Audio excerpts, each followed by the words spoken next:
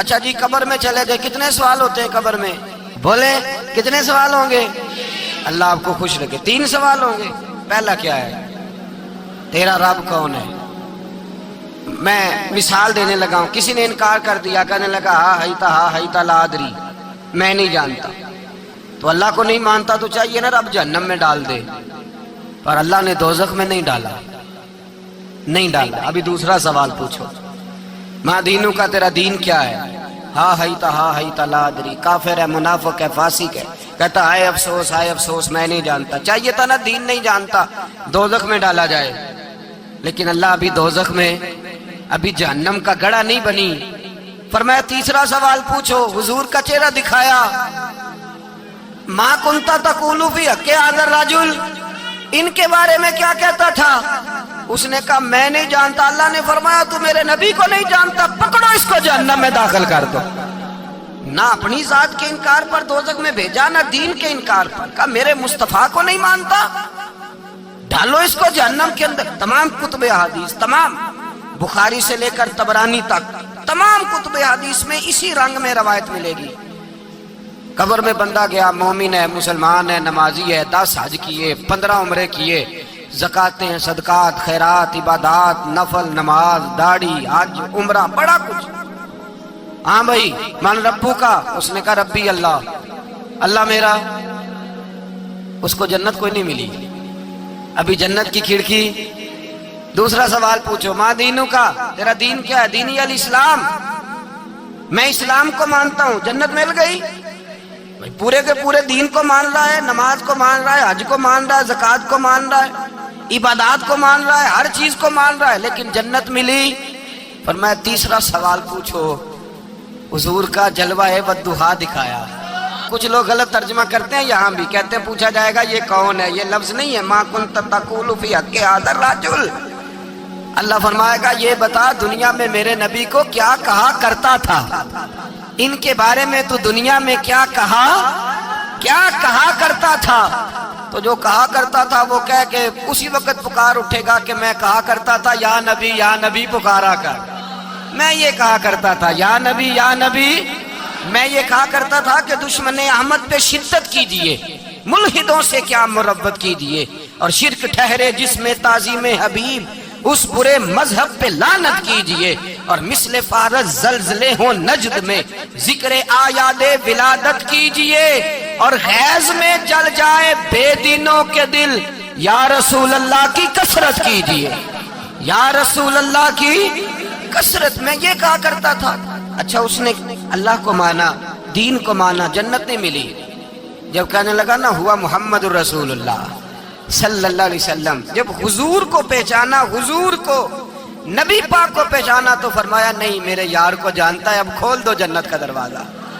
تو بھائی مغز قرآن، روح ایمان، جان دین، ہست حب رحمت للعالم، حضور کی محبت اصل ہے دین کی۔ قرآن مجید سورہ توبہ آیت نمبر 24، کوئی تفسیر نہ پڑھیں، صرف اس آیت کا ترجمہ پڑھیں، خالی ترجمہ، اور ایک ایک بات کو اللہ تبارک و تعالیٰ نے بالتفصیل بیان کیا۔ فرمایا کل ان کان آباؤکم، اے محبوب آپ ان سے فرما دے اگر تمہارے باپ، وابناؤکم تمہارے بیٹے، واخوانکم اور تمہارے بھائی، وازواجکم تمہاری عورتیں، وعشیرتکم تمہارا کنبہ، تمہارا خاندان، واموال اقترفتموہا اور تمہارے کمائی کے مال، ذرا گنتے جائیے چیزوں۔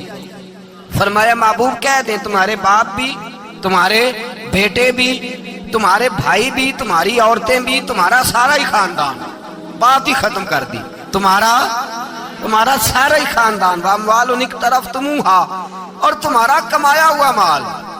ایک مال وہ ہوتا ہے جو بندے نے کمایا نہیں ہوتا، آیا ہوتا ہے، آئے اور کمائے میں جو آیا ہوتا ہے اس کی قدر نہیں ہوتی۔ اللہ فرماتے ہیں واموال اقترفتموہا، تمہارا کمایا ہوا مال، وتجارت تخشون کسادہا اور تمہاری وہ تجارت جو تم نے محنت کر کے کاروبار چمکایا ہے اور تم ڈرتے ہو کہ نقصان نہ ہو جائے، ومساکن تردونہا اور تمہارا وہ رہنے کا مکان جو تمہیں بڑے پسند ہیں۔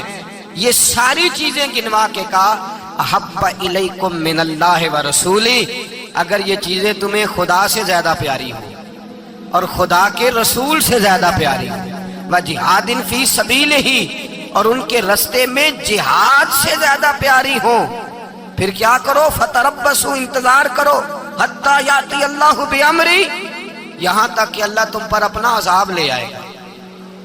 اگر تمہیں تمہارے باپ، تمہارے بیٹے، تمہاری اولاد، تمہارا کنبہ، تمہارا خاندان اگر مصطفیٰ کریم سے زیادہ پیارا ہوا تو پھر اللہ کیا کرے گا تم پر؟ اپنا اللہ عذاب نازل کرے گا تم پر۔ اگر یہ چیزیں تمہیں خود رسول پاک نے بیان کیا، اور لفظ انداز دیکھیے حدیث پاک کا، لا یؤمن احدکم حتی اکون احب الیہ من والدہ وولدہ، تم میں سے کوئی اس وقت تک مومن ہی نہیں ہو سکتا جب تک میں اسے اس کے ماں باپ اور اس کی اولاد والناس اجمعین، اور بات ہی ختم کر دی، فرمایا جب تک سب لوگوں سے بڑھ کر مجھ سے پیار نہ کرے اتنی دیر تک مومن ہو سکتا۔ حضرت عمر حضور کی بارگاہ میں آئے، عام آدمی نہیں، جناب فاروق اعظم، نبی پاک صلی اللہ تعالی علیہ وسلم کی یہ حدیث سنی تو حاضر خدمت ہوئے، کہنے لگے یا رسول اللہ صلی اللہ علیہ وسلم، میں ہر چیز سے بڑھ کر آپ سے پیار کرتا ہوں، اور میں خالی نعرے لگانے والا نہیں، میں گھر سے تجربہ کر کے آیا ہوں، میں نے اولاد سامنے رکھی ہے، پھر آپ کا پیار سامنے رکھا ہے۔ حضور مجھے اولاد نہیں زیادہ پیاری، آپ زیادہ پیارے ہیں، اولاد زیادہ پیاری نہیں، ہم نے بھی کبھی سامنے رکھی ہے اولاد اور حضور کا پیار جی۔ میں حدیث پاک بیان کر رہا تھا تو روک گیا ہوں اچانک ہی، رکھی ہے کبھی سامنے جی؟ اگر رکھی ہوتی نا تو بیٹے کو پہلے بٹھا کے اس کو کہتے بیٹے پہلے قرآن سیکھ، پہلے حضور کا فرمان سیکھ۔ بیٹا جیسے ہی بڑا ہوتا، کونپلیں داڑھی کی نکلتی، اگر حضور سے پیار ہوتا تو اماں اسے کہتی بیٹا داڑھی نہ مڑانا، یہ مصطفیٰ کا طریقہ ہے۔ اگر نبی پاک سے محبت ہوتی نا میرے بھائی، اگر کامل پیار ہوتا تو ابا جی نصیحت کرتے کہ بیٹا خبردار داڑھی چھوٹی بھی نہ کرانا، یہ رسول اللہ کی سنت ہے۔ لیکن ہم نے ابھی اس چیز کو سامنے، ابھی نعرہ ہی ہے، ابھی خالی میلاد میں ہی محبت کرتے ہیں، ابھی خالی معراج شریف والے دن ہی پیار کرتے ہیں، ابھی اس کے اصل رنگ تک نہیں آئے۔ سنیے اور غور کیجیے، حضرت عمر عرض کرنے لگے یا رسول اللہ صلی اللہ علیہ وسلم، میں نے اولاد سامنے بٹھائی ہے، پھر آپ کا چہرہ سامنے لایا ہوں، حضور مجھے اولاد نہیں پیاری، آپ ہی زیادہ پیارے ہیں۔ پھر عرض کی حضور میں نے کل کمائی، کل جمع پونجی لا کے اپنے سامنے رکھی ہے، مجھے مال پیارا نہیں، آپ زیادہ پیارے ہیں۔ یا رسول اللہ صلی اللہ علیہ وسلم، میں نے ماں باپ کے چہرے سامنے رکھے ہیں، بہن بھائیوں کو رکھا ہے، رشتہ داروں کو رکھا ہے، دوستوں یاروں کو رکھا ہے، مجھے وہ نہیں پیارے، آپ پیارے ہیں۔ اور حضور پھر میں نے اپنا علاقہ اور قبیلہ بھی سامنے رکھا ہے، حضور مجھے وطن سے پیار نہیں، آپ سے پیار ہے۔ اور محبوبہ حد ہو گئی، میں نے اپنی عزت بھی سامنے رکھی ہے، عزت بھی، لیکن محبوبہ مجھے عزت نہیں پیاری، آپ زیادہ پیارے ہیں۔ حق پسند لوگ تھے، سچی بات کرنے والے۔ حضرت عمر کہنے لگے یا رسول اللہ صلی اللہ علیہ وسلم، پھر میں نے اپنے نفس کو، اپنی جان کو، اپنی روح کو سامنے رکھا ہے، مجھے لگتا ہے کہ جان مجھے زیادہ پیاری ہے، یہ نہیں کہا کہ زیادہ پیاری ہے، مجھے، سمجھ رہے ہیں بات کو، مجھے لگتا ہے کہ جان مجھے آپ سے۔ میرے رسول پاک نے دست مبارک اٹھایا اور جناب عمر کے سینے پہ مارا، فرمایا عمر جا، ابھی تو تیرا ایمان ہی مکمل نہیں ہوا، اگر تو اپنی جان سے بڑھ کر مجھ سے پیار نہیں کرتا تو تیرا ایمان مکمل ہے، تیرا ایمان مکمل ہے، تیرا ایمان مکمل۔ حضرت عمر کہتے حضور کا ہاتھ لگا تو میں نے اعلان کیا، میں نے کہا محبوبہ تیرے دست مبارک نے خیر کر دی ہے، حضور اب مجھے آپ جان سے بھی زیادہ پیارے ہو گئے، آپ اشارہ کریں میں جان قربان کرنے کو بھی تیار ہوں۔ آپ مجھے، اصل میں نا ٹی وی پہ بیٹھتا ہے ایک اینکر بیچارہ جو 3 لاکھ روپیہ تنخواہ لیتا ہے یا 6 لاکھ، اس نے حق حلال کرنی ہوتی ہے اپنی کمائی، ٹی وی پہ بیٹھا ہے بیچارہ، نہ اس کو دین کے حروف ابجد کا پتہ ہے، وہ ٹی وی پہ بیٹھا ہے، اب جس پارٹی سے پیسے لیتا ہے اس کا وہ نمک خاری کا حق ادا کرتا ہے۔ کہتے جی حضور نے اپنے دشمن کو معاف کیا ہے، مولوی سخت بات کرتے ہیں، حضور نے اپنے دشمن کو، آپ کسی پارٹی کے لیڈر کے خلاف دوسری پارٹی کا بیان کبھی سنیں، اس لیڈر سے پیار کرنے والے اتنی اتنی لمبی زبانیں کھول کے ٹی وی پہ آ جاتے ہیں، اور وہ لفظ جو میڈیا پر اور اسمبلی میں ویسے ہی قانون کا حصہ نہیں وہ بھی بول دیے جاتے ہیں۔ لوگ ان معاملات میں بھی حمایت کرتے ہیں اپنے لیڈروں کی جن میں حمایت بنتی ان میں بھی، اور ذات رسالت کی بات آتی ہے تو کہتے ہیں نہیں حضور نے معاف کیا ہے، مولوی جذباتی ہوتا ہے، یہ ایسے تو نہیں نہ ہوتا، تجھے اصل میں پتہ نہیں۔ تو پیار کرتا ہے ڈالر سے، تو پیار کرتا ہے شہرت سے، اور جو پیار کرتے ہیں نا مدینے کے ٹکڑوں سے، جو کھاتے ہیں نا رسول اللہ کے نام کا صدقہ، جو حضور کے نام کا۔ امیر ملت پیر جماعت علی شاہ صاحب محدث علی پوری رحمت اللہ علیہ فرماتے ہیں پاکستان بن رہا تھا تو اس وقت تو یہی بتایا گیا تھا نا کہ پاکستان کا مطلب کیا، پاکستان کا مطلب کیا، لا الہ الا اللہ، کہتے ہیں یہ بتایا گیا تھا۔ ہم پاکستان کے حق میں تقریریں کرتے تھے، اور ہندو پنڈت جو ہوتے تھے نا وہ اسلام کے خلاف معاذ اللہ اور پاکستان کے خلاف تقریریں کرتے تھے، جلسے ہوتے تھے۔ پیر جماعت علی شاہ صاحب کہتے ہیں کہ دیکھا ہندوؤں کا جلسہ تھا تو ایک پنڈت تقریر کر رہا تھا، اب سارے ہندو تھے، مسلمان تھا ہی کوئی نہیں، سب ہندو بیٹھے تھے اور وہ سن رہے تھے۔ تو معاذ اللہ اس نے تقریر کرتے کرتے نا حضور کی ذات اقدس کے بارے میں کوئی جملہ کہہ دیا، کوئی نازیبہ بات کہہ دی، اور کوئی نہیں تھا، وہ ایک ملنگ تھا، وہ پیچھے بیٹھ کے، جو دوری ڈنڈا نہیں ہوتا جن کے ہاتھ میں، اور ڈنڈا بھی کئی رنگوں کا ہوتا ہے ان کا، وہ اس نے پکڑا ہوا تھا اور وہ پتہ نہیں کیا اس میں پیس رہا تھا۔ امیر ملت فرماتے ہیں اس کے کان میں سپیکر کی آواز گئی کہ حضور کے بارے میں بات کر دی۔ اس نے ڈنڈا پکڑا، ملنگس آدمی تھا، پیچھے سے نکلا، کسی نے روکا بھی نہیں، اسٹیج پہ چڑھا سیدھا، اور 2-4 ڈنڈے زور زور سے پنڈت کے سر پہ دے مارے، پنڈت مر گیا، پرچہ ہو گیا، مقدمہ ہو گیا، جیل ہو گئی۔ امیر ملت کہتے ہیں میں جیل میں ملنے گیا، میں جیل میں، دیکھے بندہ ان پڑھ تھا، بات بڑی پڑی کر گیا۔ امیر ملت فرماتے ہیں بندہ سادہ تھا پر بات بڑی حسین کر گیا، بندہ بالکل بے عمل تھا پر بات ایمان کی کر گیا۔ آپ فرماتے ہیں میں جیل میں ملنے گیا تو میں نے کہا سائیں نہ تو نماز پڑھے، نہ روزہ رکھے، نہ تو مسجد آئے، تو عبادات کی طرف توجہ نہیں کرتا، اور تو نے اتنا بڑا کام کر دیا ہے، ہندو مار دیا ہے۔ تو پیر صاحب کہتے ہیں میری طرف دیکھ کے نا پنجابی میں بولا، کہنے لگا پیر جی مینوں تے سیدھے لفظ بھی کوئی نہیں آندے، مینوں کی پتا جے سیدھے لفظ بھی کوئی، مینوں نہیں پتا میرا درجہ کی ہے۔ پیر صاحب میں نماز نہیں پڑھتا میری غلطی ہے، روزہ نہیں رکھتا ہے میری غلطی ہے، میں عبادت نہیں کرتا میری غلطی ہے، پر پیر صاحب یہ تو نہیں نہ ہو سکتا کہ میرے سامنے کوئی میری اچھی تے سچی سرکار دی بے ادبی کر کے لنگ جائے۔ لفظ بڑے کمال کہہ گیا، کہنے لگا پیر صاحب میں گناہگار ہوں پر اپنے نبی کا غدار نہیں ہوں۔ مسلمان کی زندگی میں دعاؤں کا بہت زیادہ اثر ہوتا ہے، دعائیں لگ جایا کرتی ہیں، دعائیں اپنا رنگ دکھایا کرتی ہیں، دعائیں اپنا اثر رکھتی ہیں، اور انسان کے گرد جو چیز حصار بن کر اس کی حفاظت کرتی ہے وہ بھی دعا ہوتی ہے۔ دعائیں کرنی بھی چاہیے، نبی کریم علیہ السلام نے فرمایا جو اللہ تعالیٰ سے نہیں مانگتا اللہ اس سے ناراض ہو جاتا ہے۔ دعائیں کرنی بھی چاہیے، دعائیں کرانی بھی چاہیے، اور دعائیں لینی بھی چاہیے۔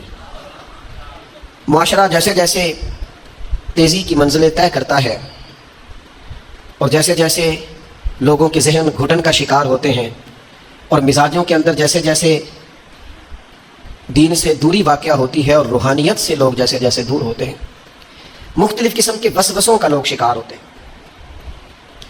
ایک وسوسہ لوگوں کے دلوں میں یہ بھی پیدا کیا جاتا ہے کہ جب اللہ تعالیٰ سب کی سنتا ہے تو کسی سے دعا کرانے کا کیا مطلب ہے؟ بالکل صحیح بات ہے، بڑی عمدہ اور اعلیٰ بات ہے، اللہ تعالیٰ سب کی دعائیں قبول فرماتا ہے، اللہ تعالیٰ اپنے ہر بندے پر اپنی شان اور اپنے فضل کے مطابق رحمت فرماتا ہے، اس میں کوئی دو رائے نہیں ہے۔ لیکن قرآن مجید خود فرماتا ہے کہ رب کے کچھ بندے وہ ہیں جو اپنے مومن بھائیوں کے لیے دعائیں کرتے ہیں۔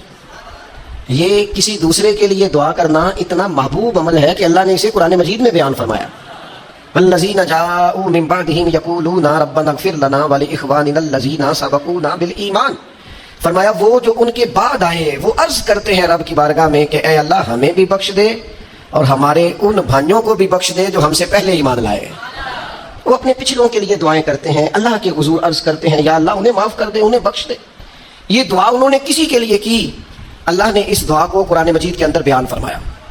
دیکھیے سب کی دعائیں اللہ کے حضور قبول ہوتی ہیں، لیکن کچھ زبانیں ایسی ہیں جو رب کریم کو پیاری بہت زیادہ ہیں۔ حدیث صحیح میں موجود ہے، نبی پاک علیہ السلام نے فرمایا، رب فرماتا ہے جب بندہ کثرت نوافل کے ذریعے میرے قریب ہو جاتا ہے تو وہ پھر اتنا قریب ہو جاتا ہے، اتنا قریب ہو جاتا ہے کہ میں اس کی زبان بن جاتا ہوں، جب بھی وہ سوال کرتا ہے میں اپنے فضل سے اسے عطا کرتا ہوں۔ بخاری مسلم دونوں میں موجود ہے۔ اب ایسی زبانیں جن کو اللہ تبارک و تعالیٰ کی بارگاہ سے یہ عزم مل گیا، کثرت عبادت، کثرت نوافل، زہد، ورع، تقوی، کہ اللہ کے حضور جب وہ عرض گزار ہوتے ہیں تو مالک ان کی دعائیں قبول فرماتا ہے۔ تو اگر کسی کو کسی ایسی زبان کی خبر آئی اور اس نے جا کے اسے دعا کرائی اور اللہ نے اپنے فضل سے اس بندے پر رحمت کر دی اور دعا قبول ہو گئی، تو بتائیے حرج والی بات کیا ہے؟ اب اس پر بھی وسوسہ ہے کہ اللہ سب کی سنتا ہے، آپ نے فلاں کو دعا کے لیے کیوں کہا؟ اس پر بھی وسوسہ ہے۔ روحانی دنیا سے لوگوں کو دور کرنے کے لیے، اللہ کے نیک بندوں سے دور کرنے کے لیے، وہ لوگ جو مالک کریم کے قرب والے ہیں، جن کو قرآن مجید نے اولیاء اللہ کہا ہے، ان سے لوگوں کا رشتہ کمزور کرنے کے لیے ایک نیا رنگ، ایک نئے انداز میں بات کہ اللہ سب کی دعائیں قبول کرتا ہے، تم دعا کرانے جا رہے ہو، تم نے فلاں سے کہا میرے لیے دعا کرنا، تم نے فلاں بزرگ سے کہا میرے لیے دعا کرنا۔ تو میرے بھائی یہ تو بڑی آسان سی سادی سی بات ہے۔ اچھا یہ بھی ضروری نہیں کہ جو دعا کرا رہا ہے وہ کوئی کمزور ہی ہو، وہ گنہگار ہی ہو اور وہ کسی نیکوکار سے ہی کہے کہ میرے لیے دعا کرنا، تو تبھی بات بنے گی۔ بعض نیک بھی کہہ دیتے ہیں اور اس سے کہہ دیتے ہیں جو درجے میں ان سے کم ہوتا ہے۔ کیا حضرت امام جعفر الصادق رضی اللہ تعالیٰ عنہ نے کہا نہیں حضرت داؤد طائی سے کہ میرے لیے دعا کرنا؟ کیا کہا نہیں بعض اساتذہ نے شاگردوں سے کہ دعا کرنا؟ کیا کہا نہیں کہ بعض مشائخ نے مریدوں سے کہ میرے لیے دعا کرنا؟ بھائی کیا بیٹا اپنے باپ کے لیے دعا نہیں کرتا؟ کیا بیٹیاں بیٹے ماں باپ کے لیے دعا؟ اور سنو نا یار، اس سے بڑی میں آپ کو بات کیا سناؤں، بخاری مسلم میں موجود ہے، حضرت عمر فاروق رضی اللہ تعالیٰ عنہ عمرہ کرنے جا رہے تھے، اللہ کے پیارے رسول، رسول رحمت، محبوب رب اکبر صلی اللہ تعالیٰ علیہ وسلم نے فرمایا عمر میرے بھائی ہمیں بھی دعاؤں میں یاد کرنا۔ اب بتاؤ اس سے بڑی مثال کہاں سے لائے؟ حضرت عمر سے نبی کریم علیہ السلام نے کہا عمر میرے بھائی ہمیں بھی اپنی دعاؤں میں یاد رکھنا۔ تو اگر حضور جناب عمر سے کہہ سکتے ہیں دعا کرنا، مجھے بتاؤ حضور کو ضرورت ہے جناب عمر کی دعا کی؟ یہ کس لیے کہا؟ یہ اس لیے کہا کہ ہمیں سمجھ میں آ جائے کہ کچھ لوگوں سے دعا کرا لینی چاہیے، کچھ لوگوں سے دعا کرا لینی چاہیے، بس اس سے زیادہ جملہ نہیں کہوں گا، کچھ لوگوں سے اپنے حق میں کچھ کہلوا لینا چاہیے، کوئی گواہی اپنے حق میں کرا لینی چاہیے، فائدہ ہوتا ہے، اس کا نفع ہوتا ہے، اس میں بڑے راز مضمر ہوتے ہیں، اس میں بڑے عقدے کھل جایا کرتے ہیں، اس میں بڑی آسانیاں ہو جاتی ہیں۔ میرے عزیز نبی پاک صلی اللہ تعالیٰ علیہ وسلم نے فرمایا جناب عمر سے میرے لیے، حضور فرماتے ہیں اللہ کے کچھ بندے ہیں اگر وہ قسم کھا کے کہیں نا یا اللہ ایسا کر دے، یہ بخاری مسلم دونوں میں موجود ہے، وہ قسم کھا کے کہیں نا لو اقسم علی اللہ لا ابرہ، وہ اگر قسم کھائیں تو رب ان کی قسم بھی پوری فرما دیا کرتا۔ تو میرے بھائی محبت کے لیے دل ڈھونڈ کوئی ٹوٹنے والا، کوئی جگہ ایسی تلاش کر جہاں سے دعا مل جائے، جہاں سے کرم ہو جائے، جہاں سے عطا ہو جائے، جہاں سے اللہ کا فضل ہو جائے۔ اور پھر ہمیں بھی چاہیے ہم دعائیں دیتے رہیں، ماں باپ کو چاہیے اولاد کو دعائیں دیتے رہیں، اساتذہ کو چاہیے شاگردوں کو دعائیں دیتے رہیں، مشائخ کو چاہیے عقیدت مندوں کو دعائیں دیتے رہیں، بہن بھائیوں کو چاہیے ایک دوسرے کو دعائیں۔ چلیں آپ آمین کہیں۔ اب آپ نے انکار نہیں کہ سارے دعا مانگے یا اللہ ہمارے بھائیوں کو ہم سے زیادہ عطا فرما، یا اللہ بھائی کو ہم سے، یا اللہ بھتیجوں کو زیادہ عطا فرما، بھانجوں کو زیادہ عطا فرما، اللہ محلے داروں کو زیادہ عطا فرما، پڑوسیوں کو زیادہ عطا فرما۔ یہ مانگو نا دعائیں، اس میں بھلا ہے، اس میں نفع ہے۔ اب جنہوں نے پریشان ہو کے آمین کہا ہے وہ خوش ہو جائیں گے۔ نبی پاک علیہ السلام نے فرمایا جو دعا تو کسی کے لیے مانگتا ہے اللہ پہلے تیرے حق میں قبول فرماتا ہے۔ وہ خوش ہو گئے آپ لوگ۔ او بھائی دعا مانگے کسی کے لیے، بد دعا نہیں کرنی، کسی کے لیے بھی بد دعا۔ ہمارے ہاں نا ایک بہت بڑا طبقہ جذباتی لوگوں کا ہے۔ ہمارے ایک استاد کہا کرتے تھے جذباتی لوگوں سے دوستیاں نہیں کرنی چاہیے، جذباتی لوگوں سے تعلقات نہیں بنانے چاہیے، اس لیے کہ جس بندے کا اپنے اوپر کنٹرول ہی نہیں تو وہ کسی کے حق میں کیا کرے گا۔ وہ کہتے تھے جذباتی لوگوں سے بچو۔ وہ بھائی ہم بڑے جذباتی ہو جاتے ہیں، ذرا سی شدت آئی نہیں گھر میں لڑائی، اور لڑائی بھی کس سے؟ گھر والی سے، بد دعائیں شروع کر دی، اپنے آپ کو بد دعائیں دے۔ لڑائی کس سے ہو رہی ہے؟ بہن بھائیوں سے، بد دعائیں شروع کر دی۔ ماں باپ سے لڑائی ہوئی، بد دعا دے رہے، اور بڑی بڑی تلخ ہو کے، بڑی بڑی سخت ہو کے۔ اور بھائی آپ کیوں ایسے جملے کہتے ہیں، کیوں سخت لفظ بولتے ہیں؟ صحیح مسلم میں حدیث ہے، نبی پاک علیہ السلام نے 3 چیزوں کا نام لے کے فرمایا نہ اپنے آپ کو بد دعا دینا، نہ اپنی اولاد کو بد دعا دینا، نہ اپنے مال کو بد دعا دینا۔ ایسا نہ ہو کہ جب تم وہ دعا کر رہے ہو تو وقت قبولیت کا ہو۔ کبھی بھی اپنی اولاد کو، اپنے آپ کو، اپنے اموال کو بد دعا نہ دو۔ کیوں ایسے جملے بولتے ہو؟ یعنی غصے اور جلال میں بھی جب اپنے بچے کے لیے بات کرو تو پیار والی بات کرو، غصے میں، جلال میں، جذباتیت میں بھی بہن بھائیوں کے لیے، گھر والوں کے لیے، اپنے لیے بات کرو تو محبت والی بولی بولو۔ کبھی بھی اپنے لفظوں کو سخت نہ کرے۔ ہمارے ہاں 1 منٹ لگتا ہے، لوگ کہتے ہیں اللہ کرے میں مر جاؤں، اللہ کرے میں تباہ ہو جاؤں، اللہ کرے میں۔ او بھائی تو ٹھہر جا، اللہ تعالیٰ نے زندگی تجھے اپنے فضل سے عطا فرمائی ہے، تجھے کیا مصیبت بن گئی ہے، تو کہاں سے نکلا ہے، تو کہاں پہنچ گیا ہے، تو کیسے کہتا ہے میں مر جاؤں؟ تو اپنی جان کا مالک ہی نہیں۔ تو مالک ہوتا تو اپنی مرضی کے خاندان میں پیدا ہوتا، اپنی مرضی کی تاریخ کو پیدا ہوتا، اپنی مرضی کے ملک میں پیدا ہوتا۔ تو اپنی جان کا مالک ہی نہیں۔ مالک تو وہ ہے جس نے اپنی مرضی کی جگہ پہ پیدا کیا ہے، اپنی مرضی کا وقت دیا ہے۔ تو کیسے کہتا ہے میں مر جاؤں؟ نہیں، تو مر سکتا، اپنی مرضی سے مرے گا تو خودکشی حرام ہے۔ اور رب رسول کے راستے میں مرے گا تو شہادت کی موت نصیب ہوگی, ہمیشہ کی زندگی ملے گی. وَلَا تَقُولُوا لِمَن يُقْتَلُ فِي سَبِيلِ اللَّهِ أَمْوَاتٌ. لہذا جذباتیوں کی بد دعائیں کرنا اور سخت بد دعائیں کرنا. میرے ابا جی بھینس کو بد دعا دینے سے بھی منع کرتے تھے, اور میں کبھی کبھی حیران, جب ہم نے یہ حدیثیں پڑھی نا بعد میں کہنا سا یار ان پڑھ بندے نے کہ تو سبق لیا. جانور کو, بھینس کو, وہ کسی وقت وہ تنگ آتے نا تو کوئی سخت لفظ کہتا تو کہتے نا بھائی مال نو بد دعا نہیں دئی دی. تو اس وقت تو مطلب سمجھ نہیں تھی کہ یار مال نو بد دعا نہیں دئی دی, ایڈی کڑی میرا مطلب ہے مشکل ہے بندہ ماجی نو بھی بندہ نہ آکے. لیکن وہ جب روایات پڑھی بعد میں تو سمجھ آئی کہ کچھ علوم کتابوں میں ہیں, اور چونکہ مسلمان سینہ بسینہ آ رہے ہیں تو کچھ تربیتیں ایسی ہیں جو لفظوں میں تو نہیں, لیکن بڑے بوڑھوں نے جو سنا سیکھا ہے وہ اپنے پلے سے باندھا ہوا ہے. انہوں نے اپنی گرہ سے اچھی طریقے سے کر کے باندھا ہے. بد دعا نہیں, آپ دعا کریں, آپ اچھے لفظوں میں. اور کو بندہ مل جائے نا, میں ویسے نے کئی دفعہ کہا ہے, پھر کہتا ہوں, آج کل نا کو میرے جیسے بندے کو چلو اونچی کرسی پہ بیٹھتا ہے, نماز پڑھاتا ہے, پگڑی باندھتا ہے, تو کو بندہ نیک سمجھ بھی لے تو دعا نہیں کراتا, فوٹو لیتا ہے. پہلے لوگ دور سے آتے تھے تو آگے کہتے تھے دعا کرانے آئے, اب وہ کہتے ہیں بڑی دور سے چل کے آیا ہوں جی, بڑی مہربانی, تو کہتے ہیں ایک فوٹو مل جائے گی. اللہ کے بندے, ہم دعا دے رہے ہیں تو فوٹو لے رہا ہے. پھر ایک اور گل آج کل بڑی عام ہے, وہ کہتے جی ذرا یادگیری رہتی ہے. تو میں کہ غوث پاک دی کوئی فوٹو نہیں, سانو تیار ویلے یاد نہیں دے, کوئی فوٹو نہیں, ہمیں تو کبھی نہیں بھولے. خواجہ اجمیر کی کوئی فوٹو نہیں, ہماری نس نس میں آباد ہے. امام اعظم ابو حنیفہ کی کوئی فوٹو نہیں, لیکن ہم تو حنفی ہیں, ان کا نام لے لے کے جیتے ہیں. میرے حضرت صاحب کے ساتھ کوئی فوٹو نہیں, ضرورت ہی نہیں تھی, اتنے قابل ہی نہیں تھے کہ ساتھ کھڑے ہو سکے. وہ میرے گھر کبھی نہیں آئے, اور میں سمجھتا تھا گھر اس قابل بھی نہیں کہ اتنی بڑی ذات کو میں کہوں کہ تو میں کو جیتے دل بر سونا. اور کتنا سونا, اور سونا تے رج کے سونا, تے سونا جی میں سویرا, میں کو جاتے رج کے کو جاتے کو جا جی میں ہنیرا. کبھی اتنی ضرورت ہی نہیں کی, اتنی طاقت کے ساتھ کھڑے ہو کے کہیں کہ میں تیرے برابر ہوں تو فوٹو بنا, اتنی ضرورت کبھی ہوئی نہیں. ان کیا کریں, دور بدلا, حالات بدلے, زمانہ بدلا, طور طریقے بدلے.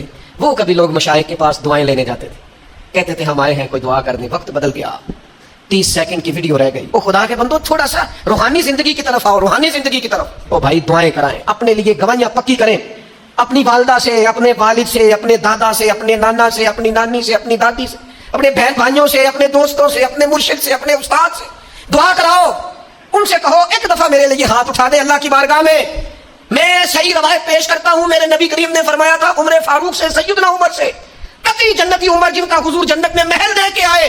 نبی کریم نے فرمایا تھا عمر لوگ حج کرنے آئیں گے, جہاد کے لیے آئیں گے, اگر یمن والے لوگ آئے اور تجھے ان میں سے میرا اویس کرنی مل گیا تو عمر اسے اپنے لیے دعا کرا لینا, عمر اویس سے دعا کرا لینا, اسے کہنا تیرے لیے دعا کر دے. حضرت فاروق اعظم ڈھونڈتے رہے, ملاقات ہوئی سیدنا اویس سے کرنی سے, کہا دعا کر دے یار میرے لیے. وہ ڈھونڈو, کوئی بیٹھا ہوا مجھے دور دعا دیتا ہے, میں ڈوبتا ہوں پر سمندر اچھال دیتا ہے. او بھائی اپنے حق میں دعائیں, التجائیں اللہ کے حضور. کچھ لوگوں کی عرض, میں آپ سے عرض کروں, کچھ لوگوں کو دعا لگ جاتی ہے.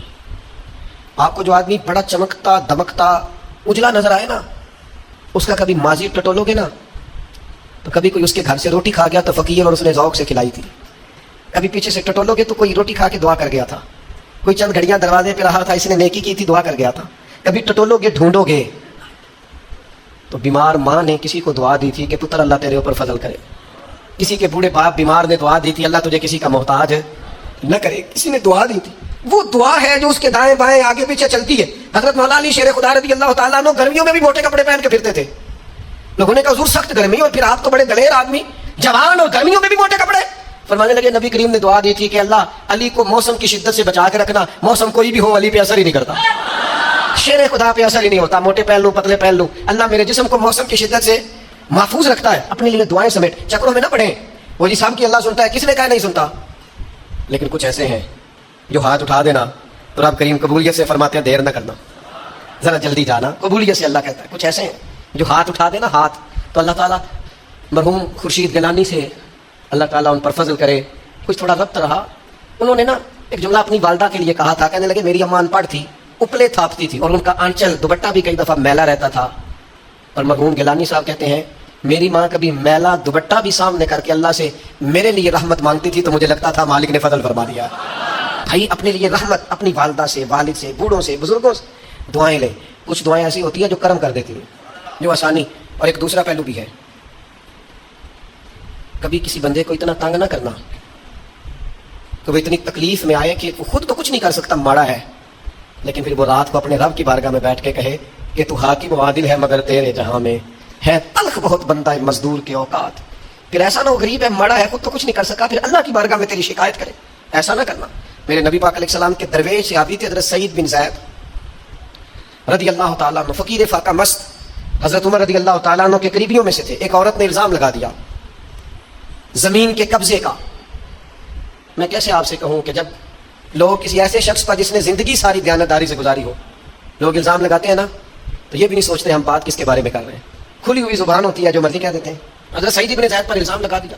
اتنا بڑا آدمی محبوب کا صحابی اور عورت نے الزام لگا دیا. اور جب اللہ والے بد دعا دیتے نہیں, لیکن جب کوئی تکلیف اتنی دے, کلیجہ پھٹ جائے, پھر بندہ کیا کرے.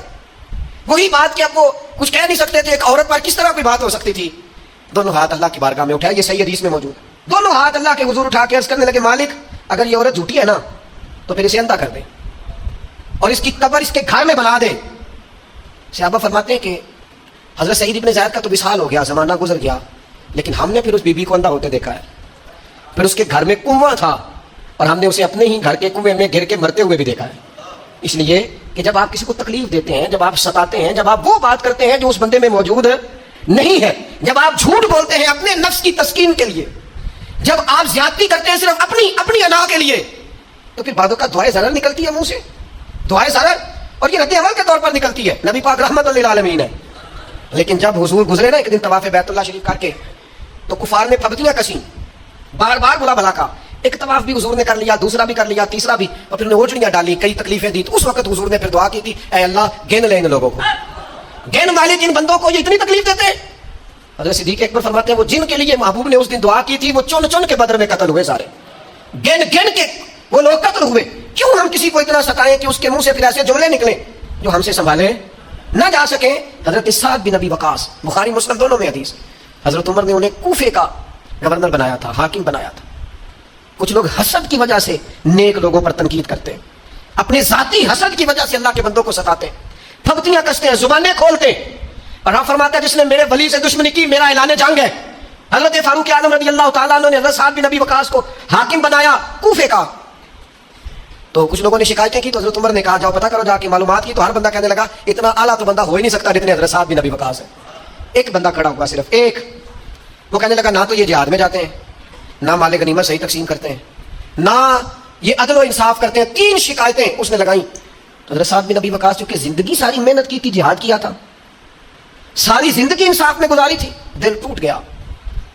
اللہ کی بارگاہ میں عرض کرنے لگے, مالک اگر یہ ریاکاری کے لیے کہہ رہا ہے نا, یہ باتیں جھوٹ بول رہا ہے, تو پھر اس نے 3 الزام لگائے ہیں, تو میں 3 دعائیں کرتا ہوں, اس بندے کی عمر لمبی کر دے, اس کا فاقہ بڑھا دے, اور اسے فتنوں میں مبتلا کرنا میرے مالک.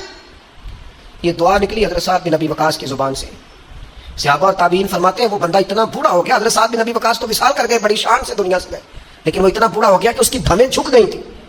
اور فاقے کا یہ عالم تھا کہ فاقہ ختم ہی نہیں ہوتا تھا, اور فتنوں کا یہ حال تھا کہ بڑھاپے میں بھی معاذ اللہ چوکوں میں کھڑی عورتوں کو چھیڑ دیتا تھا, اور لوگ جوتے مارتے, تکلیف دیتے, باز کیوں نہیں آتا تجھے, شرم کیوں نہیں آتی. تو کہتا تھا لوگوں میں کیا کروں, مجھے حضرت سعد بن ابی وقاص کی بد دعا لگ گئی, میں نے ان کو ستایا, دل توڑا, اذیت دی. کیوں ہم اس طرح کے لفظ کہیں. میں جانتا ہوں اس بوڑھی عورت کو جس کی بیٹی کو کسی نے بڑا ہی ستایا تھا سسرال والوں نے, اور خامد اس کا موجود نہیں تھا. تو وہ اپنے وہاں سے نکلتے ہوئے نا واپس گھر سے, تو وہ دروازے پہ کھڑی ہو کے کہہ رہی تھی, حضرت صاحب میں گزر رہا تھا, حضرت صاحب گل سننا, بچیوں کا باپ کوئی نہیں, ایک بھائیا بیچارہ کدھر کدھر جائے, ہر چوتھے دن میں یہاں آ کے منتیں کر کے دوپٹے پھینک کے بچی چھوڑ کے جاتی ہوں. آج میں نے اپنا مقدمہ رب کی بارگاہ میں پیش کر دیا, آپ گواہ رہنا, میرا جرم صرف یہ ہے کہ میں بیٹیاں دی ماں, گواہ رہنا آپ, میں نے مقدمہ اللہ کے حضور درج کرا دیا ہے. بیٹی کو حوصلہ دے کے جاتی ہوں, خود نہیں سوتی میں ساری رات, مجھے پتا ہے میری بیٹی کے ساتھ زیادتی ہو رہی ہے, اور ان کو بھی پتا ہے لے جا کوئی نہیں سکتے, بندے ماڑے ہیں, تو یہ روز ظلم کرتے ہیں. میں نے وہ مقدمہ درج کرا, آپ گواہ رہنا. میں نے بڑا منایا اس اماں کو, میں نے کہا میں اتنے سخت جملے نہ کہنے لگی, کلیجہ اندر سے پھٹ گیا, چھلنی ہے. ایک شخص کے کمرے میں جاتی تھی معافی مانگنے, چلو بچی سے غلطی ہو گئی, تو اٹھ کے دوسرے کمرے میں چلا جاتا تھا, میں دوسرے میں جاتی تھی, کیونکہ میں بیٹی والی ہوں.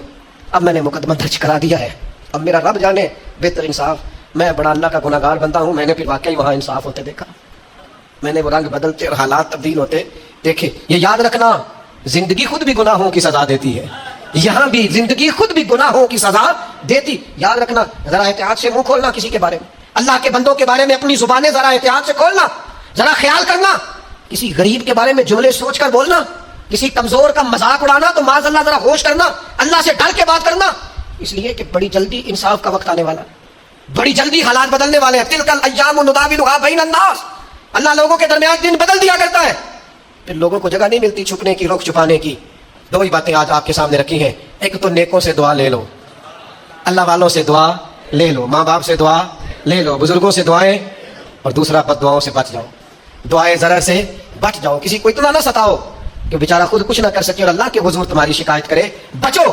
وہ میں نے بہت پرانا ایک جملہ کہا تھا، پھر کہتا ہوں، غریبوں کی بد دعائیں دن میں نہیں ستاتی، غریبوں کی بد دعائیں رات کو ستاتی ہیں. جب اے سی پورا لگا ہو، گھر پورا بہترین بنا ہو اور نیند نہ آئے، اور اپنے ہی گھر سے خوف آئے، اور اپنے ہی مکان سے بندہ بے چین ہو کے اٹھے، اور کبھی چھت پہ اور کبھی نیچے، اور پتہ نہیں مجھے کیا ہے، پتہ نہیں مجھے کیا ہے، تو پھر وہ استغفار کرے. پھر وہ جس کو ستایا اس سے معافی مانگے. پھر جس کا دل توڑا ہے اس سے جا کے اللہ کی رضا کے لیے معافی مانگ کے آئے. اس لیے کہ کچھ سکون ایسے ہیں جو صرف معافیوں سے ملتے ہیں، وہ صرف کسی کو راضی کرنے سے حاصل ہوتے ہیں.